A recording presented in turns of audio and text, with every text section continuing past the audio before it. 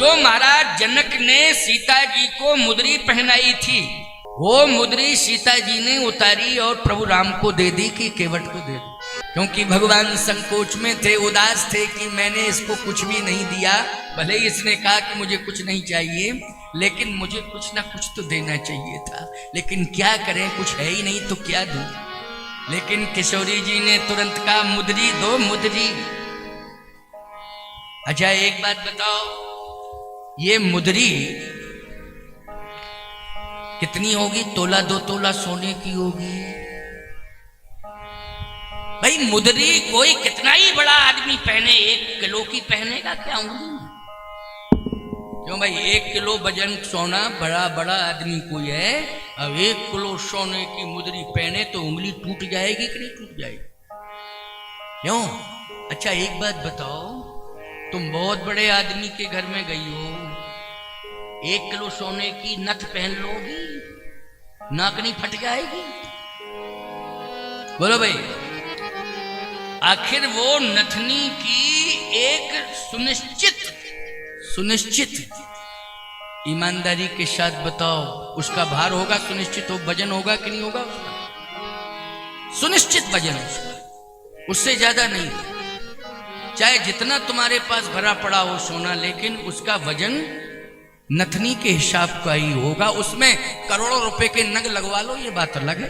क्यों भाई, हीरे मोती जो भी लगवाना हो अलग बात है, लेकिन बताओ भाई सोना का तो तौल सुनिश्चित होगा कि नहीं होगा?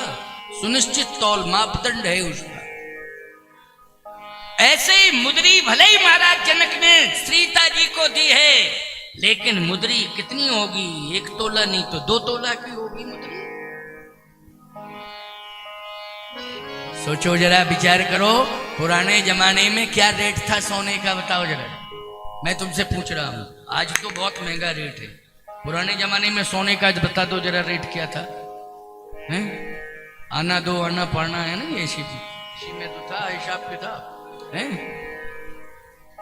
1 आना 2 आना 3 आना 4 आना 5 आना 6 आना 7 आना 8 आना 9 आना 10 आना 11 आना 12 आना 13 आना 14 आना 15 आना 16 आना 17 आना 16 आना 16 ही तक रहता था। क्यों है 16 आना? क्यों 16 ही आना तक रहता था ना, कि 12 आना तक? नहीं, 16। 1 कछू का 4 आना, 2 कछू का 8 आना, 3 कछू का 12 आना और 4 कछू का 16 आना। 16 आना का पुराना हिसाब है। लेकिन मैं कहना यह चाहता हूं कि उस मुद्री के समान त्रिभुवन में कोई कीमती नहीं था। ये थी वो मुद्री। जैसे इंद्र के पास कल्प वृक्ष है स्वर्ग में, तो कल्प वृक्ष का अर्थ क्या है कि इंद्र जब भी जो चाहता है वो मिल जाता है उसे, क्योंकि कल्प वृक्ष की महिमा है, जो भी मांगेगा वो मिलेगा। लेकिन है वो कहां? स्वर्ग में, मृत्युलोक में नहीं है कल्प वृक्ष। अगर मृत्युलोक में तुम कल्प वृक्ष का दर्शन करना चाहते हो तो गिरिराज गोवर्धन जी चले जाओ, कल्प वृक्ष हैं। कामतानाथ कामदगिरि चले जाओ, ये कल्प वृक्ष हैं। समझ रहे हो कि नहीं? साक्षात कल्प वृक्ष हैं। गिरिराज जी की परिक्रमा कराओ, कल्प वृक्ष हैं, जो मांगोगे मिलेगा। कामतानाथ की कामदगिरि की परिक्रमा कराओ, जो मांगोगे सो मिलेगा। ये कलिजुग के प्रत्यक्ष जो है कल्प वृक्ष है। ये मैंने अपने अनुभव की बात कही और संतों का भी मत है, साधु मत है और लोक मत भी है, वेद मत भी है। ये है कल्प वृक्ष है कामतानाथ भगवान, गोवर्धन गिरिराज जी कल्प वृक्ष है। लेकिन मैं कहता हूं कि महाराज श्री जनक के पास उस काल में कल्प वृक्ष के रूप में थी ये मुद्री। इसका नाम है चिद्रूपा मुद्री। ये कल्प वृक्ष से भी ज्यादा महान है, क्योंकि कल्प वृक्ष के नीचे जाया जाता है तब मिलता है, कल्प वृक्ष किसी के पास नहीं आता है। लेकिन ये मुद्री ऐसी थी कि चाहे जहां ले जाओ, क्यों भाई, चाहे जहां ले जाओ और वहीं मांग लो, चाहे जहां चले जाओ वहीं मांग लो, वहीं मिल जाए। जैसे हमारे पास अगर चिद्रूपा मुद्री होती ना, तो हम यहां होते डेरा पर, तो पिछोर ठहरने की जरूरत नहीं थी। यहां पर एक आलीशान भवन बन जाए तुरंत। पिछोड़ छोड़ जाने की जरूरत ही नहीं थी। एसी लग जाए, एसी लग जाता तुरंत, तुरंत लग जाता एसी। 56 प्रकार के व्यंजन बन जाए, दुकान से कोई राशन पानी खरीदने की जरूरत नहीं थी। और बढ़िया नींद आ जाए, नींद आ जाती। और कहते शेर आके खाना ले, तो शेर आके खाना कथो नहीं हो पाती, क्योंकि वो तो जैसा मांगो वैसे ही हो जावे, जैसा मांगो वैसे ही हो जावे, तुरंत उपलब्धि होती है। ये मुद्री जनक जी ने इसलिए दी थी सीता जी को कि बेटी तू अयोध्या के वैभव से प्रभावित मत होना। अयोध्या जैसा वैभव तो तू जहां जाएगी वहां हो जाएगा। बोलो भाई, समझ रहे हो कि नहीं? और ये राज्य और खजाने से बड़ी कीमत बेटी की है। और तू बेटियों में भी ऐसी बेटी आई है कि आदि शक्ति बेटी बन के आई है। तो मुझे तो सब कुछ दे देना चाहिए, लेकिन मैंने दे दिया जितना देना था, परंतु जो सबसे ज्यादा कीमती महिमा मंडिता है ये चिद्रूपा मुद्री, ये मैं तुझे दे रहा हूं। अयोध्या जैसा वैभव जहां जहां तू रहेगी वहां वहां तुझे मिल जाएगा। इसलिए याद रखना, लंका का वैभव सीता जी को आकर्षित नहीं कर पाया, क्योंकि वो जहां बैठी थी वहीं उन्हें बड़ा वैभव दिखाई दे रहा था, वहीं उन्हें जनकपुर दिखाई दे रहा था, वहीं उन्हें अवधपुर दिखाई दे रहा था, वहीं उन्हें खजाना दिखाई दे रहा था। लंका दिखाई नहीं दे रही थी। लंका में थी जरूर, लेकिन लंका दिखाई नहीं दे रही थी, क्योंकि इतनी ऊंची दीवार, इतना ऊंचा पहरा लग गया। नाम पाहरूद वसन ध्यान तुम्हार कपाट, ओ लोचन निज पद जंत्रित प्राण जाई कहीं बाट। तो ये आंसू क्यों गिरा रही थी?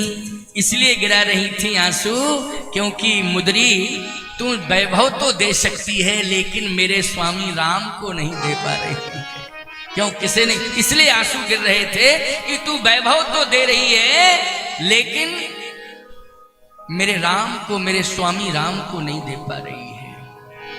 अब आप सुन लीजिए, बड़ी अच्छी बात सुना रहे हैं आपको, क्योंकि भाव में से भाव निकल रहे हैं और तुम लोग सुनते जाओ। केवट ने कहा ये क्या है? भगवान ने कहा ये वो है चिद्रूपा मुद्री, इसकी महिमा। कहे जो मांगोगे सो मिलेगा। तुम्हारे यहां अयोध्या का वैभव आ जाएगा, मिथिला का वैभव आ जाएगा, स्वर्ग का वैभव आ जाएगा। तुम्हारे समान कोई वैभवशाली नहीं होगा इस मुद्री के प्रभाव से। केवट ने कहा नहीं, मैं दास हूं, मेरा भाव ये कि मेरे स्वामी के पास वैभव है। देखो ये भाव की बात है। मैं तो झोपड़ी में रह रहा हूं, चैन की नींद ले लूंगा, लेकिन आप तो खुले आसमान में रह रहे हैं। कम से कम पानी की झरझर झरझर झरझर झरझर बूंदें गिरेंगी तो ये मुद्री इंतजार कर देगी। अगर पत्तों पर आप सोएंगे तो ये मुद्री अपने प्रभाव से पत्रों को मखमली गद्दे का अनुभव करा देगी। बोलो भाई, क्योंकि मुद्री आपके साथ रहेगी ना, आपके पास रहेगी। मार्ग में चलेंगे, कांटे होंगे, सूल वो फूल बन जाएंगे। ये मुद्री का काम होगा, क्योंकि मुद्री की ये विशेषता है कि जो कांटे होंगे, सूल होंगे, वो क्या बन जाएंगे? फूल बन जाएंगे। देखो ये समर्पण की पराकाष्ठा है कि नहीं? जल्दी बोलो। भक्त को कभी लोभी लालची नहीं होना चाहिए, भक्त को कभी लोभी लालची नहीं होना चाहिए। इसलिए याद रखना, ये महात्मा लोगों के पास अरबों की संपत्ति होती है, लेकिन बड़े बड़े भंडारे करते हैं, लुटा देते हैं। बोलो ये दिल सबके पास नहीं होता है। बोलो होता है क्या ये दिल सबके पास? ईमानदारी के साथ बताओ। चले जाओ कामता नाथ में, रोज ही भंडारा चल रहा है, हजारों लोगों का रोज भंडारा होता है। समझ गए हो कि नहीं? अभी तुम्हारे पास में चाहे ददरुआ चले जाओ, चाहे करहस चले जाओ, जब उनका उत्सव होता है लाखों लोगों का भंडारा चलता है कि नहीं चलता है? बोलो कहां से आ जाता है?